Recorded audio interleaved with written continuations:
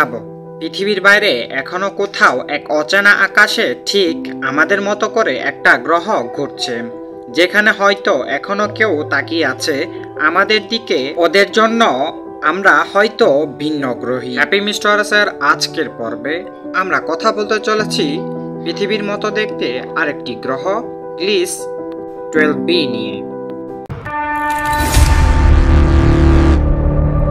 গ্লিস 12b অবস্থিত আমাদের থেকে প্রায় 40 আলোকবর্ষ দূরে। এই গ্লিস 12b গ্রহটি ঘুরছে এই ছোট লাল বামন তারকাকে কেন্দ্র করে, নাম গ্লিস 12।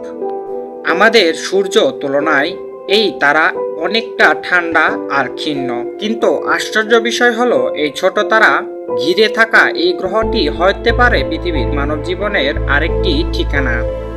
বিজ্ঞানীরা বলছেন গ্লিস 12b এর আকার প্রায় পৃথিবীর সমান, আর এর তাপমাত্রা পৃথিবীর কাছাকাছি প্রায় 42 ডিগ্রি সেলসিয়াস।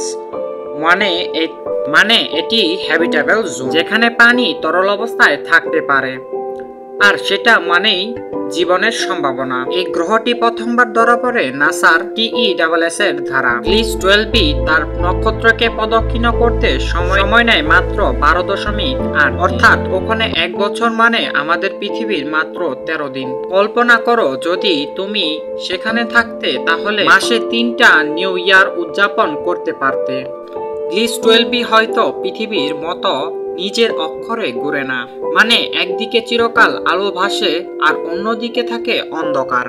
যেখানে আলো সেখানে তাপমাত্রা, জ্বলন্ত মরুভূমি আর ছায়ার দিকে জমাট বরফ, কিন্তু মাঝামাঝি এলাকায় থাকতে পারে জীবনের সোনালী সীমা। এখনো বিজ্ঞানীরা জানেন না গ্লিস 12b এর বায়ুমণ্ডল আছে কিনা। যদি থাকে তাহলে সেটা হয়তো পৃথিবীর মতো সুরক্ষা দেয়, অথবা হতে পারে ঘন কার্বন ডাই অক্সাইড ভরা এক বিষাক্ত জগৎ। আর যদি বায়ুমণ্ডল না থাকে তাহলে ওখানে কোনো বাতাস নেই, কোনো শব্দ নেই, শুধুই মৃত্যুর নীরবতা। একটা প্রশ্ন এখনো উত্তর পায়নি, ওখানে জীবন আছে কি? হতে পারে ওরা এখনো তাকিয়ে আছে তাদের আকাশে জ্বলছে এক অচেনা নীল তারা, আমাদের সূর্য। হতে পারে আমরাও ওদের কাছে একটা গ্লিস প্ল্যানেট। বিজ্ঞানীরা এখনো জেমস ওয়েব স্পেস দিয়ে চেষ্টা করছেন ওদের বায়ুমণ্ডল, জলের চিহ্ন বা অক্সিজেনের উপস্থিতি খুঁজে বের করতে, কারণ এই দুইটাই জীবনের প্রমাণ। পৃথিবী যখন ধীরে ধীরে উষ্ণ হচ্ছে, সমুদ্র যখন বাড়ছে, তখন হয়তো মানব জীবনের ভবিষ্যৎ লেখা আছে ওই আকাশে। গ্লিস 12b হয়তো একদিন হবে আমাদের নতুন পৃথিবীর নতুন শুরু। হয়তো একদিন কোটি বছর পর কোনো শিশু জন্মাবে গ্লিস 12b-তে, আর সে রাতে তাকিয়ে থাকবে আকাশে ছোট্ট একটি নীল তারা, যেটার নাম হলো পৃথিবী।